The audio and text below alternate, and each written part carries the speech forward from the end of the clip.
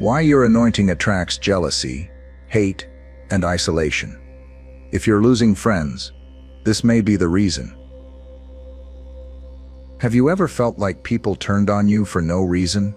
One moment they loved you, cheered for you, supported you, and the next, they avoided you, gossiped about you, or even tried to tear you down. You didn't change. You didn't attack them. You just kept walking with God. But suddenly, you're the problem. Let me tell you something right now. It's not personal. It's spiritual. When God places His anointing on your life, it disturbs the darkness in others. The closer you get to your calling, the more uncomfortable people around you will feel, especially those who aren't surrendered to God themselves. You carry something that convicts them, not because you're trying to, but because light always exposes what's been hiding in the dark. From the very beginning, the anointed were attacked. Joseph's brothers hated him because he carried dreams they didn't understand. David was hunted down by a king who once loved him. Even Jesus, perfect, sinless, and loving, was rejected by the very people He came to save. So if you're walking through betrayal, jealousy, slander, or rejection, don't panic. Don't shrink. Don't change who God called you to be just to make others more comfortable. Because what you're feeling is confirmation, not confusion. It's the weight of the oil. It's the cost of the calling. And if you'll keep walking, even when they turn against you, you'll discover something powerful. God doesn't anoint you to be accepted by people. He anoints you to be effective in His purpose. Get ready. We're going deeper now. Number 1, you carry what they don't understand. You felt it. The side eyes, the subtle shade, the shift in energy when you walk into the room. Not because you're arrogant, not because you're loud, but because you carry something they can't explain. It's not your personality they hate. It's your purpose. It's not your style they envy. It's your spiritual scent. Because when God places His hand on your life, people sense it long before they can name it. Your presence becomes uncomfortable for those who are content with shallow living. Your hunger for God convicts those who are faking their faith. And suddenly, without saying a word, you become a threat. Joseph didn't ask to be the favorite. He didn't beg for dreams. He simply received what God gave, and it made his brothers furious. Why? Because the anointing reveals what others lack. It exposes insecurity. It uncovers hidden jealousy. It shines a light on spiritual laziness. You didn't do anything wrong. You just carried what they didn't understand. People love what they can control.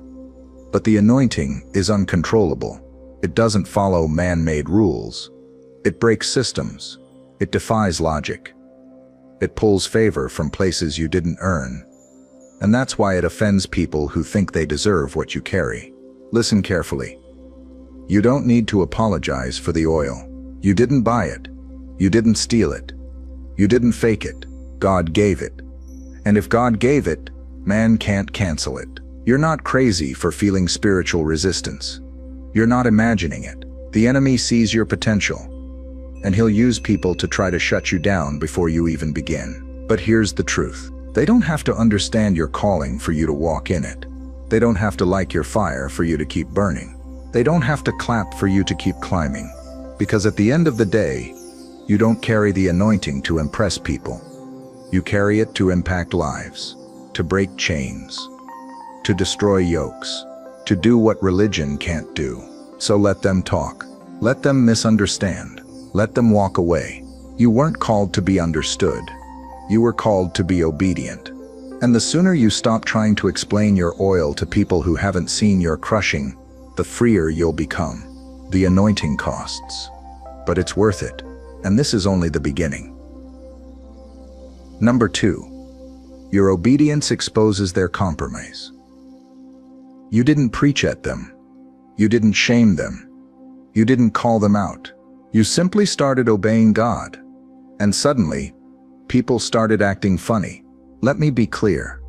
Your obedience is louder than their excuses. And when you live set apart, you don't need to say a word. Your lifestyle does the confronting. You stop going to the parties. And now they say you changed. You refuse to gossip. And suddenly, you're too holy.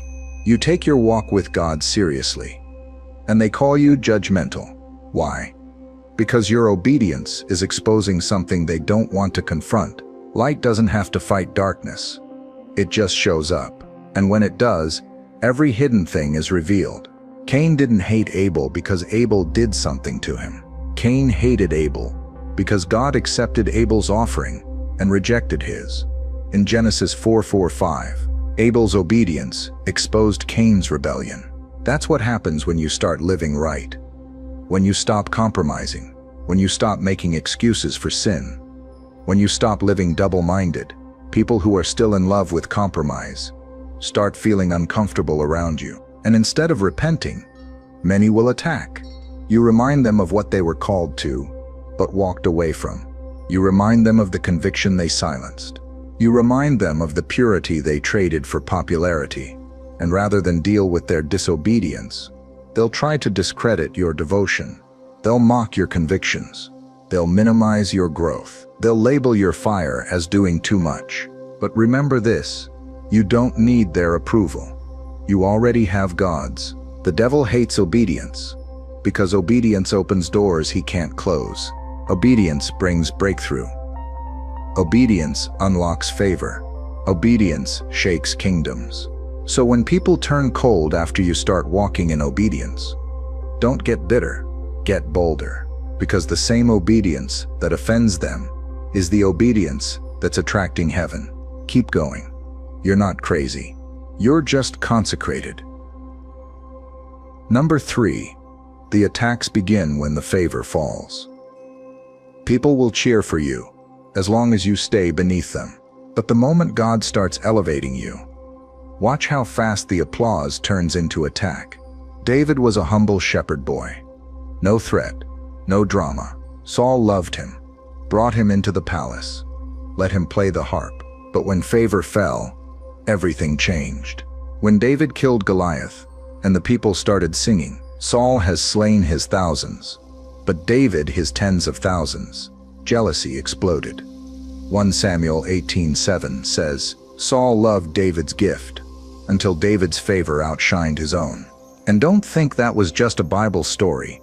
That same spirit still operates today. Some people love you until your name is mentioned more than theirs, until your gift starts growing, until God starts opening doors they prayed for but never got. It's not your fault. You didn't ask for the stage. You didn't manipulate your way into that position. You didn't beg for influence. You were just obedient, and favor followed. But favor is offensive to those who are faking their walk. Because when favor falls, it reveals who was depending on charisma instead of character. Let's be real. They liked you when you were average. They supported you when you were still struggling. They reposted you when you were small. But now you've got oil. Now you've got vision. Now you're moving in power. Now God is elevating you, and it's stirring something in them they don't want to face. Your success feels like their failure. So instead of celebrating, they start slandering. But hear this. Favor is not a popularity contest. It's a responsibility. God didn't anoint you to compete with Saul. He anointed you to defeat Goliath. So don't waste time fighting people who are intimidated by your rise. You don't have to defend your name. God will. You don't have to clap back. Stay focused. Because when favor falls, so do the masks. And sometimes, the hate you're getting now is just proof that God is trusting you with more.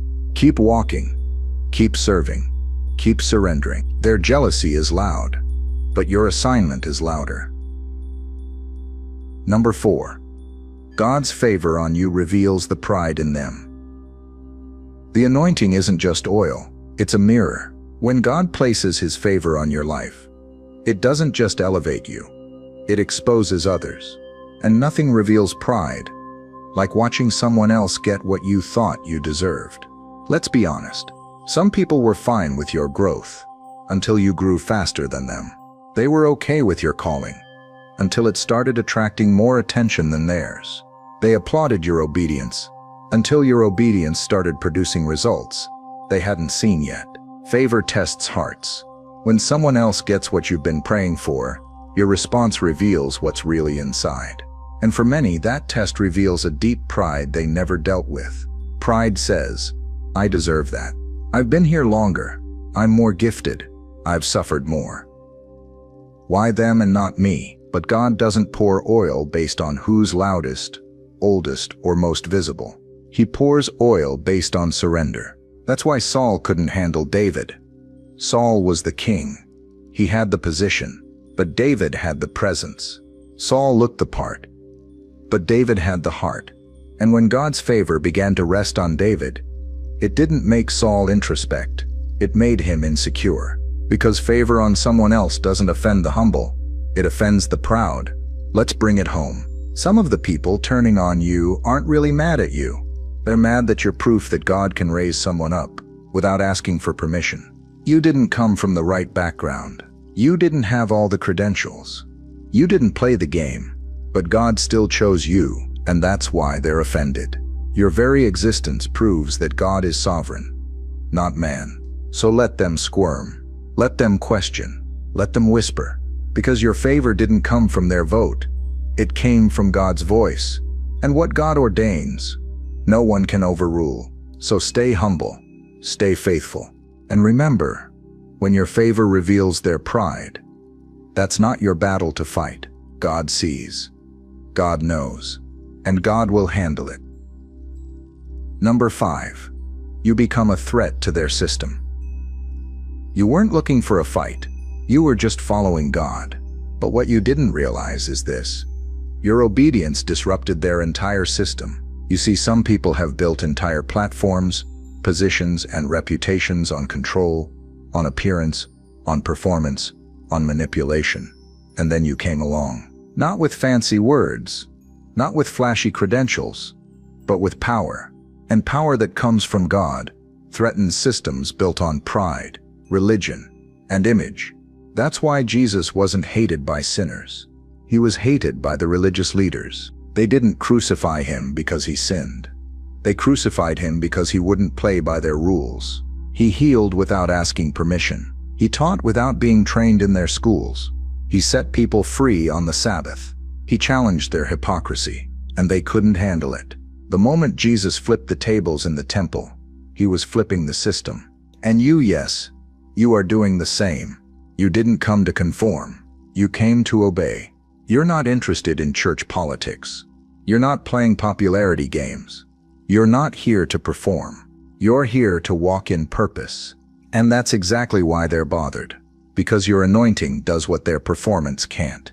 Your freedom exposes their control. Your authenticity disrupts their agenda. So don't be surprised when the system rejects you. They rejected Jesus too. And remember this, systems fear what they can't control. That's why they try to label you, discredit you, silence you, box you in. But hear me clearly. You are not here to fit in. You are here to flip tables. You are here to break chains. You are here to carry the presence, not maintain the program. God didn't anoint you to be safe. He anointed you to be a storm, a holy disruption, a walking contradiction to everything man-made religion has tried to build without the Spirit. So if you're being labeled rebellious, difficult, too deep, too intense, good, that means you're no longer a threat to hell's kingdom. You're a threat to man's kingdom too. Stay focused. Stay free. You're not fighting a system. You're just refusing to bow to it, and heaven backs you. Number 6. Not everyone can handle your process. They see your anointing. They admire your strength. They're drawn to your fire, but they don't know what it cost you. See, everyone wants the oil, but not everyone can handle the crushing that produced it. And that's why people are turning against you, because once they realize that your glow came from grief, your power came from pain, and your clarity came through crushing, they'll either step back or lash out. Your process is sacred, and not everyone is ready to witness it. Some people loved you when you were broken, but now that you're being healed, they feel insecure.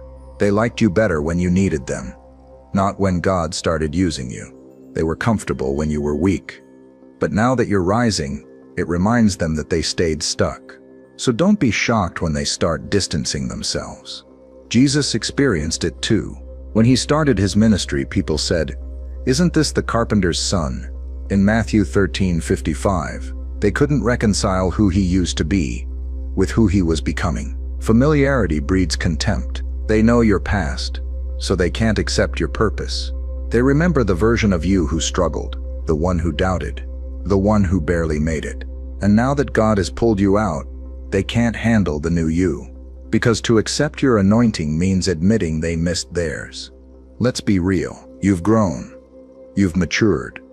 You've been through things they've never seen. You've cried in silence, bled in prayer, and walked through wilderness seasons that felt like death. But through it all, God was shaping you, not for applause, not for fame, but for impact. And not everyone can walk with someone being prepared for impact. So don't take it personal when they stop calling, when they stop inviting, when they say you've changed.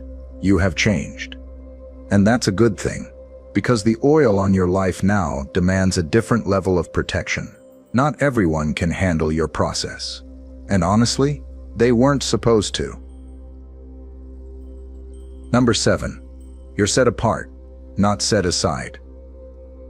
I know what it feels like. You've obeyed God. You've stayed faithful. You've kept quiet. And yet, you feel invisible, like you've been pushed to the background, like everyone else is being promoted, while you're being passed over, like your name never gets mentioned. Your work never gets noticed. Your heart wants to shout, "God, did you forget about me?" But hear this clearly. You're not forgotten. You're hidden. There's a difference. Being set aside feels like rejection. Being set apart is protection. God hides what he values. He conceals what he's still perfecting. And sometimes the silence you're experiencing isn't punishment. It's preparation. Think about David. He was anointed in private and then sent back to the fields. No throne, no crown, just sheep and silence. Why? Because God sets apart before he sends forth. Obscurity is not abandonment. It's strategy. God is guarding your growth. He's building something in you that can't be rushed. He's keeping you from platforms that would crush you if you stepped on them too soon. So while others race to be seen, God is teaching you to be stable. While they chase titles, God is building your testimony.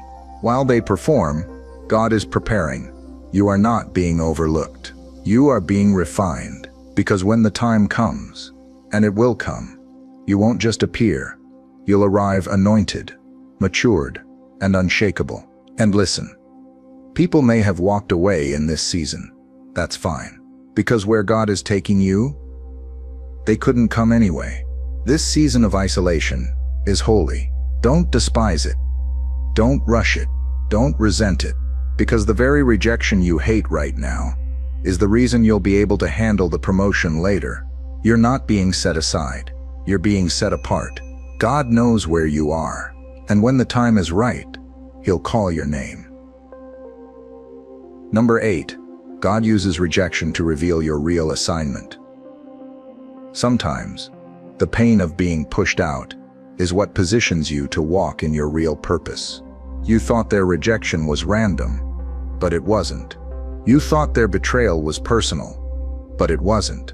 You thought the door closing was a setback, but it was strategy. Because God will often use rejection to reroute you into your assignment. Look at Jesus. He wasn't betrayed by a stranger. He was betrayed by someone in his inner circle. Judas walked with him, ate with him, knew him, and yet sold him out for silver. Why would God allow that? Because the cross wasn't reachable without betrayal. Judas didn't derail the plan. He triggered it. And the same is true for you, the ones who talked about you, the ones who shut you out, the ones who turned cold when you started walking in purpose. They didn't block your calling. They revealed it. If they hadn't rejected you, you'd still be shrinking yourself to stay in their circle. If they hadn't lied on you, you'd still be proving yourself to people who never saw you in the first place. If they hadn't walked away, you'd still be relying on them instead of depending on God. Rejection is painful, but it's often prophetic. It's not just about who walked away. It's about what you stepped into when they did. You see, purpose gets clearer when the crowd gets smaller. Ask Joseph. He was rejected by his brothers, thrown into a pit, sold into slavery, falsely accused, forgotten. But every moment of rejection was actually divine redirection. The pit led to Egypt. Egypt led to the prison led to Pharaoh. And Pharaoh's palace was the very place God had always prepared for him. What looked like the end was actually the entry point. And the same is happening for you. You keep asking, why did they do this to me? But the better question is, what is God doing through this? Because every painful goodbye, every slammed door, every unfair moment might be the exact thing God is using to reveal your next level. You weren't called to be comfortable. You were called to be sent. And sometimes, you have to be pushed out by people to be positioned by God. So let them leave. Let the door close. Let the page turn. They rejected you. But God still chose you. You're not off track. You're right on schedule. Conclusion. Stay anointed. Stay obedient. Stay ready. If you've been feeling isolated, misunderstood, attacked, forgotten, this is your confirmation. You are anointed, and that anointing comes with a cost. People will turn on you. Doors will shut on you. Voices will rise against you. But none of it can cancel what God has placed on your life. Remember this: Jesus was perfect, and they still hated him. David was loyal, and Saul still tried to kill him. Joseph was chosen, and still thrown in a pit. So don't measure your anointing by how accepted you are. Measure it by how faithful you stay when the acceptance disappears. You don't need their approval. You don't need their applause. You don't need their platform. You need one thing: obedience. Because obedience unlocks what favor alone cannot.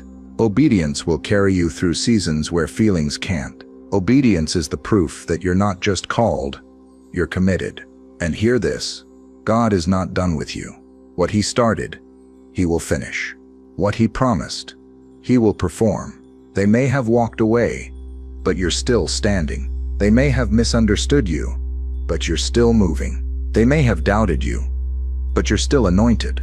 So keep showing up, keep worshiping, keep praying, keep forgiving, keep rising. You were never meant to fit in. You were born to stand out. You were chosen for this. Stay anointed, stay obedient, stay ready. God's about to do what only God can do. And this time, nobody will be able to deny it.